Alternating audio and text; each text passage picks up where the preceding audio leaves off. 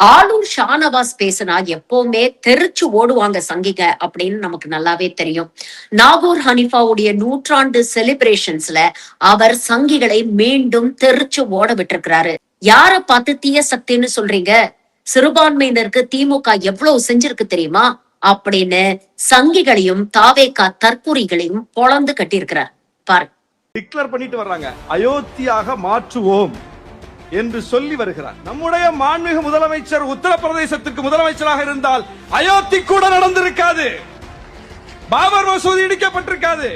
இந்து மக்களின் நம்பிக்கையும் காப்பாற்ற வேண்டும். காலம் காலமாக ஏற்றப்பட்டு வந்த இடத்தில் அறநிலைத்துறை அமைச்சர் இருக்கிறார்.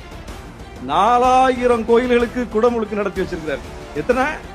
ஒரு கோயில் 2 கோயில் அல்ல, 4000 திருக்கோயில்களுக்கு.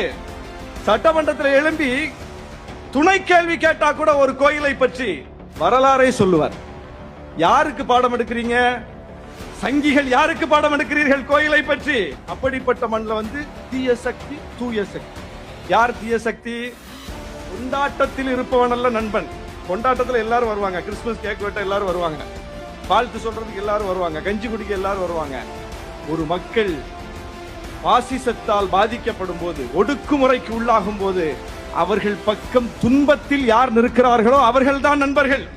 நம்முடைய மாண்புமிகு முதலமைச்சர் சிஏஏ சட்டம் வந்த போது இந்த மக்களோடு நின்றார். வக்ஃபு சட்டம் வந்த போது இந்த மக்களோடு நின்றார்.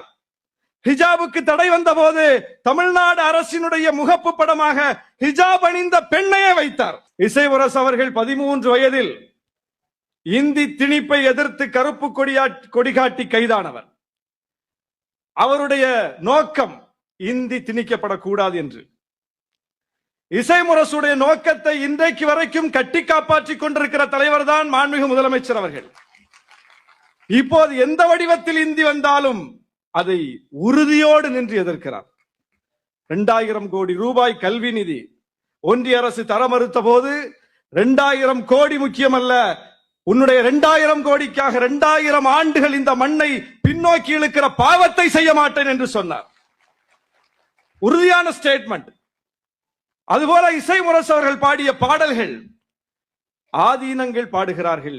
பல்வேறு மடங்களில், சைவ மடங்களில் ஒலித்துக் கொண்டிருக்கிறது. சமய நல்லிணக்கத்திற்கு அடித்தளமிட்டவர் இசைமுரசு நாகூர் ஹனிஃபா.